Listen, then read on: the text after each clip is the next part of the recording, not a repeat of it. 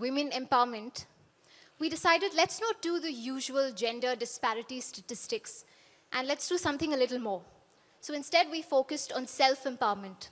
What can women do to uplift themselves? Which is why we're calling this panel Rise Up. And here we have on stage changemakers who have enabled several women across the country to unleash their true potential. I'd like to start with you, Ms. Monde. You've introduced several women-centric initiatives, be it Majhi Kanya Bhagyashree, be it Tejaswini, be it Skill Sakhi. Could you share with the audience any such stories of women whose success, beneficiaries of women, would reflect the meaning of women empowerment? Hello everyone. Please excuse me for my bad throat. I am very happy to be part of, first of all, this program, and I thank Outlook for this, and I congratulate all these winners, wow, Women of the Year. I am here, even I have my own story behind it, but when I heard the story of Monica and Lataji, I heard many stories, maybe more struggle I have seen of women being a minister also. I feel I'm blessed to be born in a family where my father, we all are daughters, we are all 3 daughters, so we never had that kind of atmosphere at home. And even married in a family where there was no gender bias issue. But you know, sometimes when you deal with these things, you realize the lower strata of the society accepts women leadership as easily, but the higher strata sometimes can be biased. What is my experience about it? So yes, I have empowered many women because I personally had an agenda. I always worked with as my NGO. Then I came in politics. So I always thought women should be the financial strength of the family. Then only they will be respected.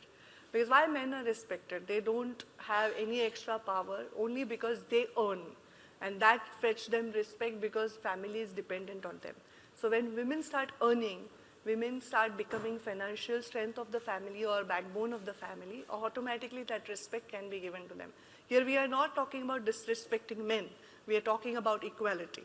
So I have observed many people. I have observed people, women who have been divorced, who have been raped, who have been trafficked, and all these, they have, their rehabilitation has been done by our NGOs, and also as a minister we have done that. There is one story of my Umeed Abhiyan, which we do in the rural areas where we make self-help groups of these women and we empower them. We make village organization, then we give them loans, and they start their little work on that level, and then we try to enhance their skills to market their products.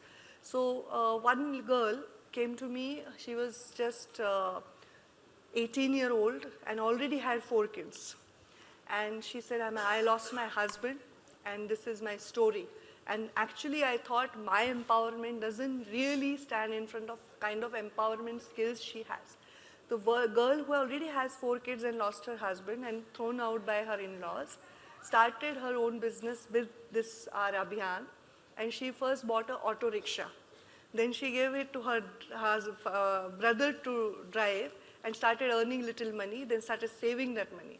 Then she bought another auto rickshaw. Now this girl has 6 auto rickshaws and she's an entrepreneur herself. So there are many stories like this where people are fighting to go from under poverty line to a sustainable financial level.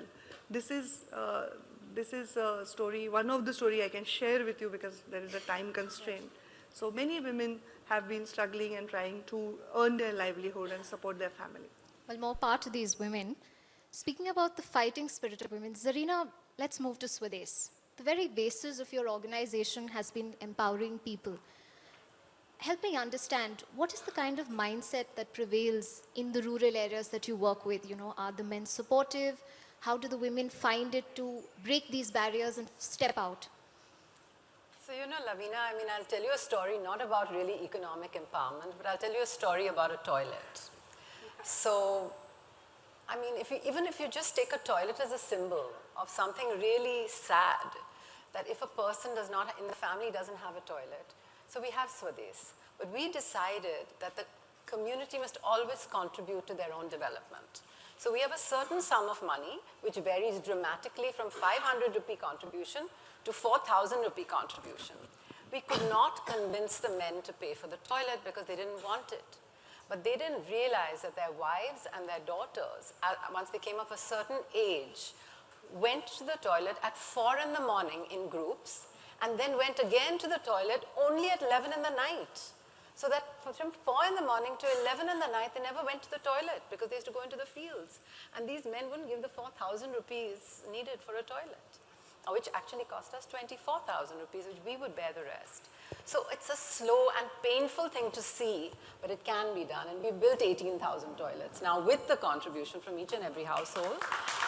But you know, and I think I want to add that really we're not against men. It's not about that, not at all. It's about equality. It's about respect. It's about the right for every human being to have a dream and to be able to achieve it. So you know, when we first started the Swadesh Foundation, you can't hear me? Yes. Thank you. From the mic? Okay. Sorry about that. Okay. I asked we started UTV and then we sold UTV in 2012 and we decided to give our money for the Swadesh Foundation, our dream being to lift 1 million people out of poverty. And the first thing I asked everybody, because we went on this journey of discovery, like 1 year we studied, what is poverty? What is poverty? We asked so many people. I got so many different answers. And then finally we decided, and you have it in what you're saying over here, is that poverty is the lack of the ability to dream. It's a lack of ability to aspire for a future for yourself. You can't even see it. You don't have a dream, and that to us is the poverty that we're trying to deal with. And we come to women, I'll tell you, we do many things, I won't get into them, but one of the things we do with 750 women, in our community, there's 7th standard pass, and then we made it 5th standard pass, so long as they can read basic Marathi. They're all trained in primary healthcare, and they go door to door and deliver primary healthcare. And they've been doing this for 3 years in 2,000 villages of India, and they have done amazing jobs. They've saved lives. And I'll tell you one thing, they're all volunteers, but we started by giving them 500 rupees, okay? And we told them we'll give it to them for 2 years. You won't believe it, 3 months, 4 months ago, one of the women came and said, you know, ma'am, it's been 4 years or 3 years. It's been longer than you said you would pay us, which is when we remembered that we had said 2 years.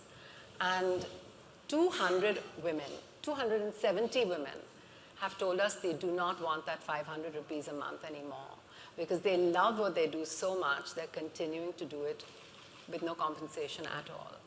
And we were so touched, and I mean, stories like that really change everything.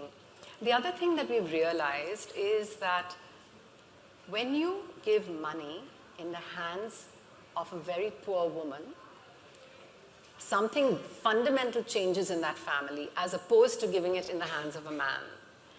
When you give money in the hands of women, they spend it on different things. Their children complete school. Their children are no longer malnourished.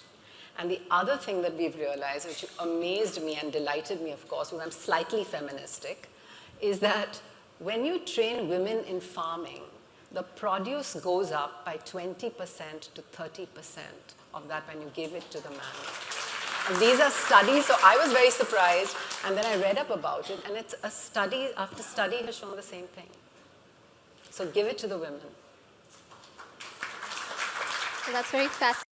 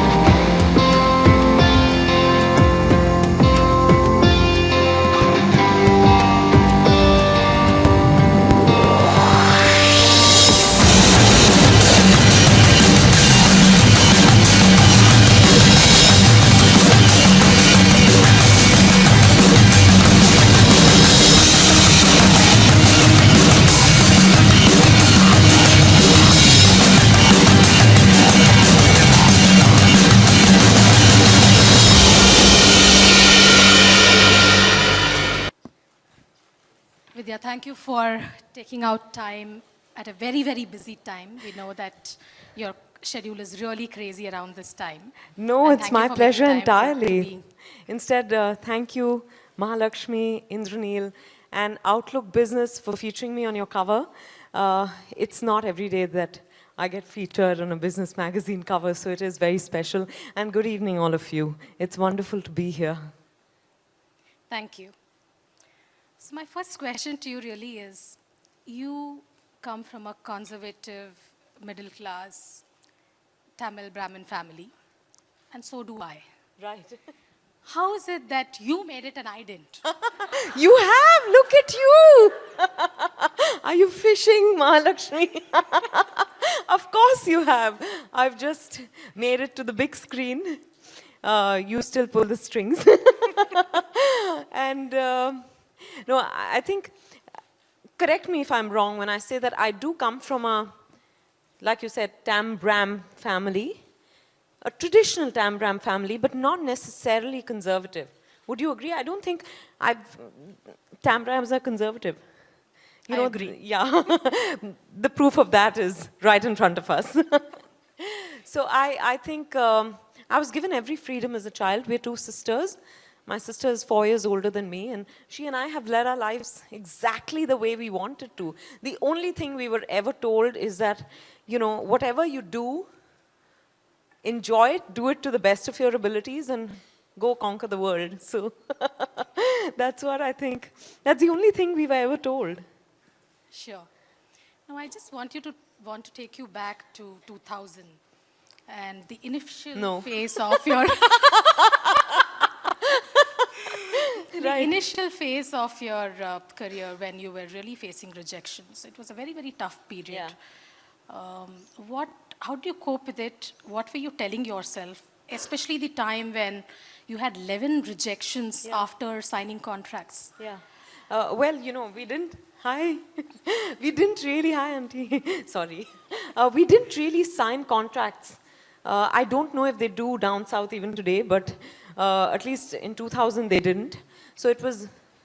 More There were verbal commitments, and slowly but surely, for those who don't know, just a brief. I was doing a Malayalam film with the Mohanlal, and midway through the film, Mohanlal and the director had a problem, and therefore the film got shelved. And they had both done about 8 super hit films together. So they said, what was new in this equation? What was it different this time? So they said, oh, this is a girl, so she's jinxed. So I got, I got replaced in 11 of the films I was to do after. And I think there were days when I wouldn't want to get out of bed. I would be really cranky. I would be fighting with my mother a lot. I think my mother really bore the brunt of, because I think she was wanting to protect me, and she would tell me, you know, are you sure you want to try this? And every time she told me, are you sure you want to try this? What I heard was, you're not good enough for this. So, because that was my... And you wanted to do it even more. Yeah, and you know, that was my fear deep down, that maybe I'm not cut out for this. So I think we used to have a lot of clashes. My father was always playing referee. But each one of them would come up with inspirational stories, you know, saying, do you know, my sister was in Bangalore at that time. She'd just gotten married, and she would call me and say, do you know, Amitabh Bachchan had 11 flops before, you know, Zanjeer happened. Do you know, Tabu waited 6 years for her first film? And all sorts of stories. And, you know, I would, after a while, I started to say, you know, I don't want to hear any of this. But I think that hunger in me as an actor did not leave me. So there was a Sai Baba mandir close to my house in Chembur where I would go and sit and cry bucket loads. I would fight with Sai Baba like he was, you know, not just the idol, but a real person. And I would say, why did you dangle the carrot in front of me if you were not to give it to me? How unfair is that? Something would happen. I would wake up the next morning and feel like I could go on all over again. And that's how, I think it's faith, deep faith in myself and the universe probably, that, and really that comes from the family. That helped me just keep going relentlessly. Sure. Going by the characters that you have done, especially lately, I'm tempted to ask you, and also in the context of what is happening today around the world, are you a feminist? And what are your thoughts on, on the Indian film industry Right. in that context? I think I am a feminist. I'm not anti-men because a lot of people don't know the difference between the two. I'm sure everyone in this room does. But, I'm someone who believes that I have the equal right to breathe, live, lead my life the way a man does. So I guess that's what qualifies for a feminist. How is the film industry? I think it's been wonderful to me. I have dictated how people will treat me. Or I have really, without being rebellious, just, I think maybe I'm just too headstrong, strong-willed, whatever those words are. But I think it can be extremely sexist if that's what you're hinting at, I'm sure. Right. Yeah, it can be, and I think in the initial phase I did experience some amount of sexism, but And how did you react to it? I used to be extremely angry when I'd be told that, but he's given dates, so you'll have to work your dates around that. Never mind if I had 3 other films going on at the same Right. time. He would always get a bigger van, always a better hotel, all sorts of, and people would almost sound like, "Aapko story sunna hai?" And I'd be like, what the hell, Right. Of course story sunna hai. Phir hi to main decide karungi ki mujhe film karni hai ki nahi.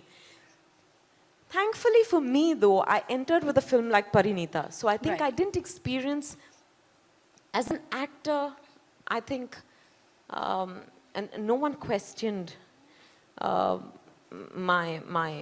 the rules I had set for myself. This was sexism and other areas that I encountered sometimes. And I remember people telling me, "Arey, the shelf life of a female actor is really, really short. So you have to, you have to look younger. So you can't be wearing saris, you have to be glamorous, and you have to be this, that, and the other." And I tried my hand at it, and I got slapped around very badly. But I just then realized that, I don't think the shelf life of an actor is short. Not if we female actors believe that it's not. It's really up Only to a you. straight-jacketed role is short. Yeah, lived. yeah, absolutely. And that's when I think a sort of reinvention happened in my career. Not that I was even aware of it, but thankfully, when I started to say, I can't do this, I can't fit into a certain mold, it's not me, I'm not enjoying what I'm doing.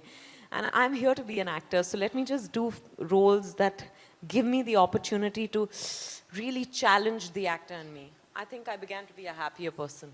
And what was that inflection point when you really decided for yourself that you want to conduct yourself or take on roles that you really wanted to do and not anything that came your way because you just wanted to be an actor? I think I did a couple of films where, when I watched myself, I said, "Oh my God, I've sleepwalked through them."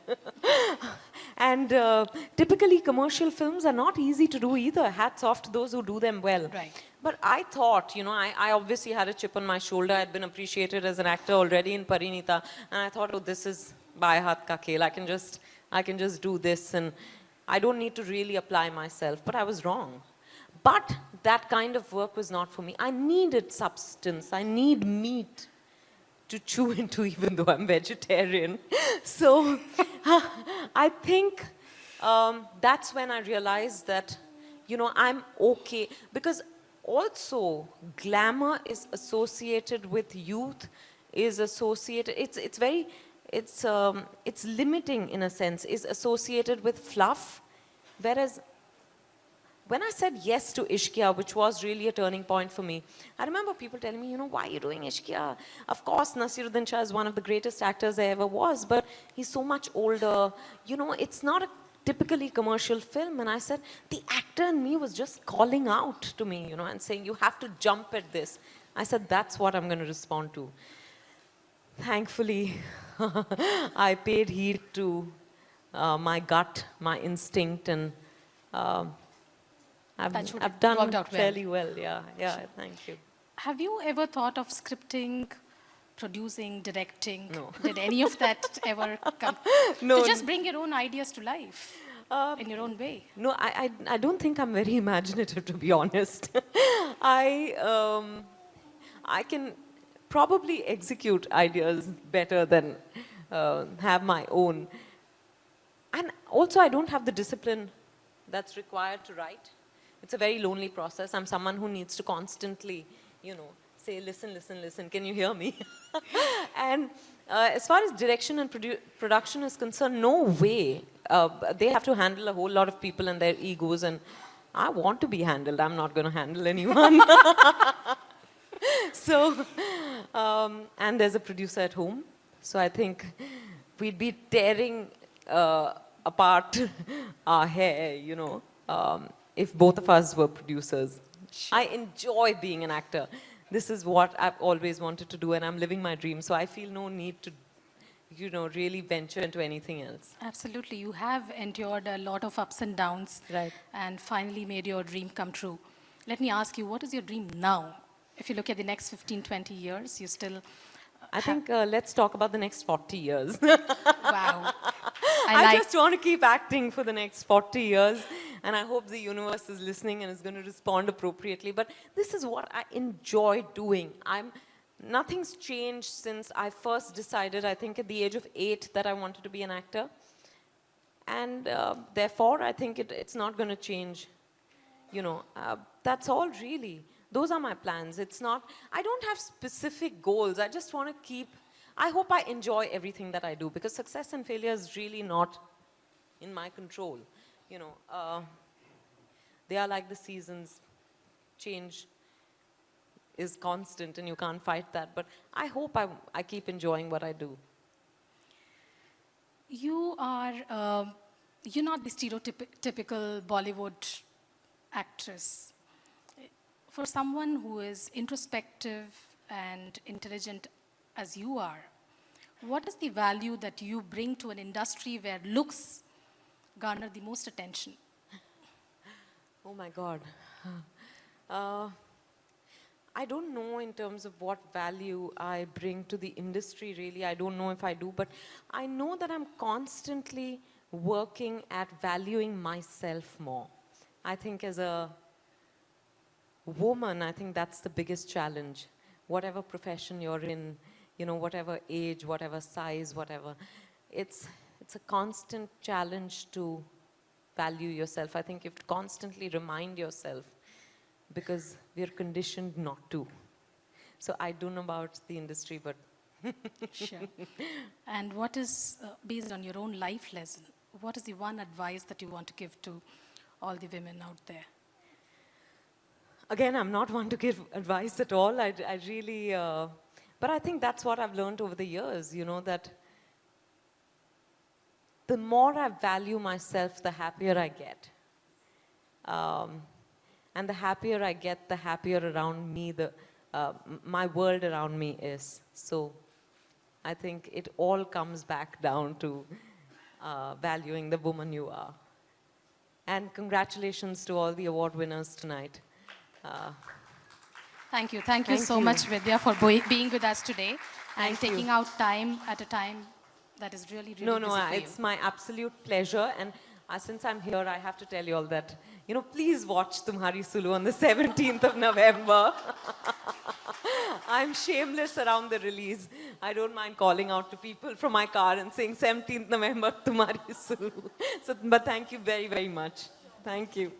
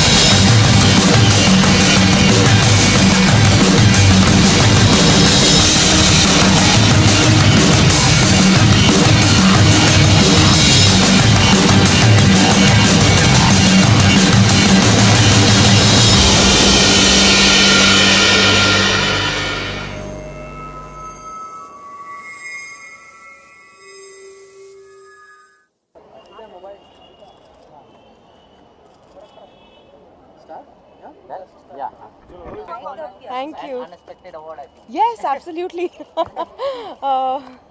I don't know.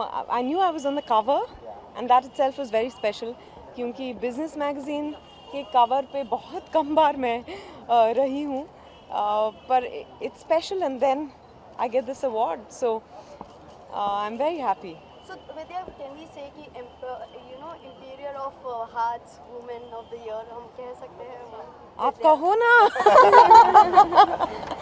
No, but thank you for saying that. I hope it's true. I feel very blessed कि लोग मुझे इतना प्यार देते हैं, पर और मिले तो और भी अच्छा.